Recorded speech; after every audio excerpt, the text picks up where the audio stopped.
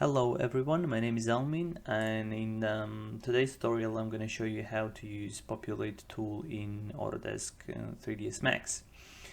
Now, to access the Populate tool, you'll have to click on Populate and then to activate this full ribbon, which will bring you a lot of new tools.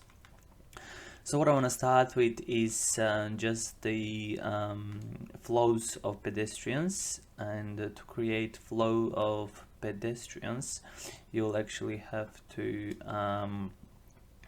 just give it a give any width that you want. For example, for this exercise I will work with 15 meters. Now, how you create flow is just click and drag to a preferred direction you're seeing, and this will create a flow.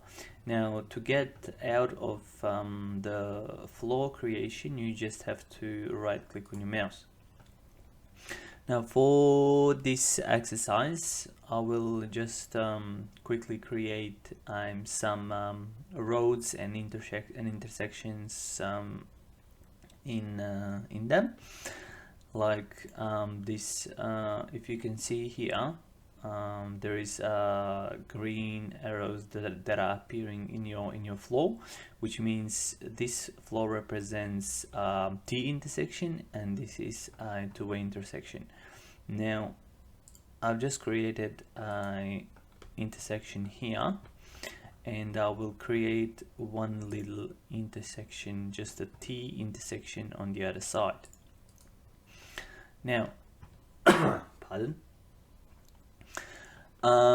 Maybe what I want to just show you here is how to create, if we for example want to create another overpass above the selected road, we'll have to create ramps, and this is the next thing I want to show you, which is how to edit existing flows. To edit flows, you'll first have to select flow that you want to edit. For example, I just want to edit this one here now, and then we click on add to flow, which will allow us to add additional points to the flow. So what I want to create here is just a little overpass above the road. So I'll create these two sections, which are gonna be my ramps. Now, to create ramp, we'll actually have to access floor segments, and then we click on segments, and this thing create ramp, this button create ramp here will appear. So if we click on that one, we will automatically make this segment here to be ramp. Now, clicking on that one will create a ramp there, and then I have to create another ramp to create a bridge overpass. Now, if we bring this section up, if we just move this section up, it will create a bridge over the road. Now, just be careful here. As you can see, if you lift too much, your ramps are gonna become unusable, and the 3ds Max will automatically delete flows from it. Now, that's another thing that you have to take care of. And now I'll just bring it to there, and as you can see, now we have overpass above this road. Next thing I wanna show you is how to edit each and individual of the flows.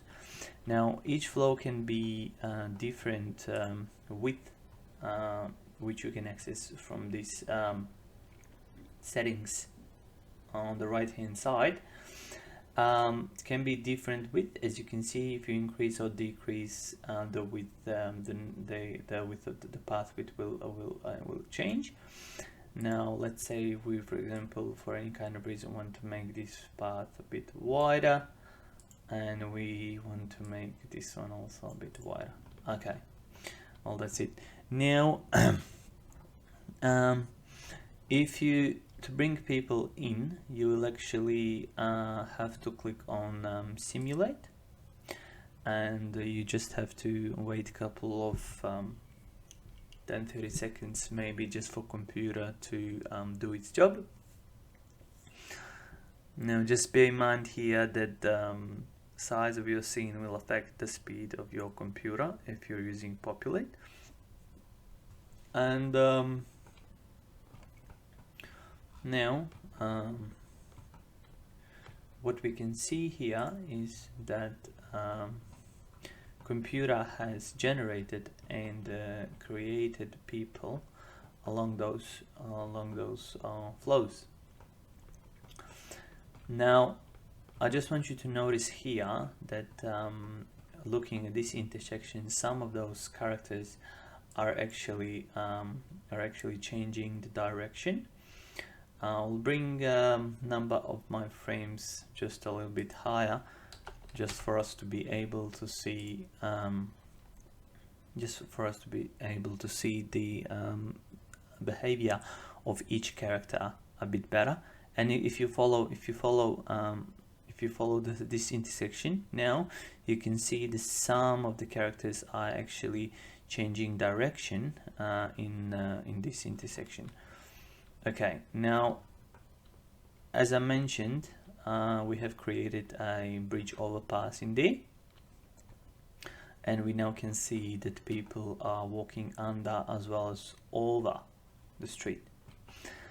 Another thing that I want to show is that not just the width and the number of people, we can actually here we can apply a lot of different settings. For example, density of the people, how fast and how slow are they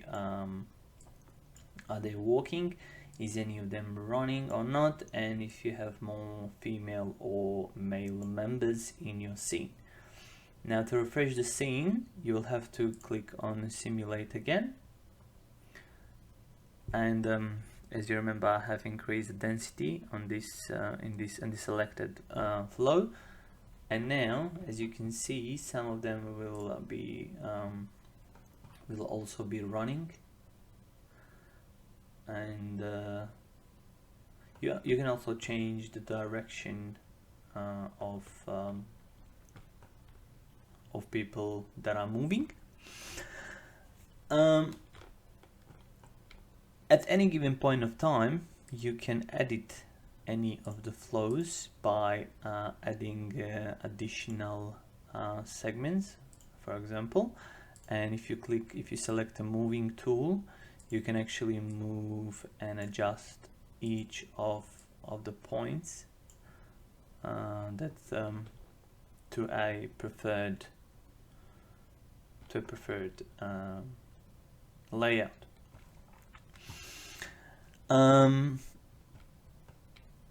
Other things that we have here is idles. That's the section here. Now you can create a freehand idle. You can create a freehand idle like any irregular shape. This is useful for, like, if you want to create people, for example, staying in park, or if you for example wanna create people on top of balcony, on top of the building, let's say, you can use this square idle. Or if you wanna, for example, if you have some kind of cylinder shaped building, you can, for example, use the this tool to add some like different shaped characters, different shaped idols.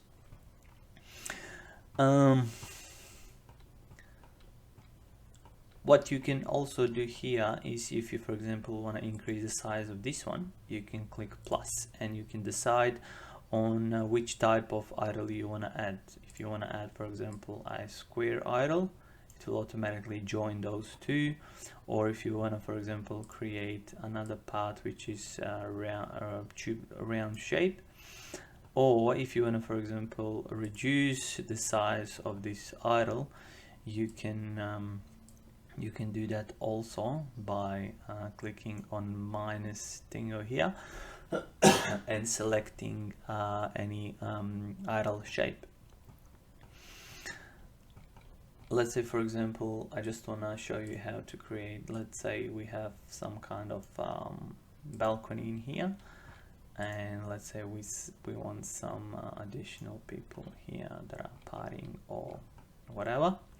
And if we click simulate, this will again repopulate the whole scene. We just have to give it a bit of time, and yeah, this is the product. If we click on play, you can see that all of them are behaving naturally and like talking on the phone, or talking to each other, or showing each other thing and everything else. If you wanna, for example, if you wanna render your scene and you want the height, you want to actually hide all those flows and idles, you can do so by clicking on this button here, which will show or which will hide all the idles and flows. And if we, for example, change the color of this to be something else, let's say red, and let's say we can have just a little bit better representation of everything. And let's say this balcony, create it in green color, for example. And if we click play, we can see that people are running in distance, walking, partying on top of the building or whatever. Another thing that you can do is with this textured skin here, you can select each and individual member, and you can change if your computer, for example, is too slow, or you can just speed it up with, or if you, for example, just want gray and white people in your scene, you can do so also. This will give you another kind of representation. Another thing you can do, if the computer is, for example, too slow, you can choose just stick figures, which will give you just very basic 3D figures of the people, and you can understand the motion better or anything else. We'll stick to the texture skin for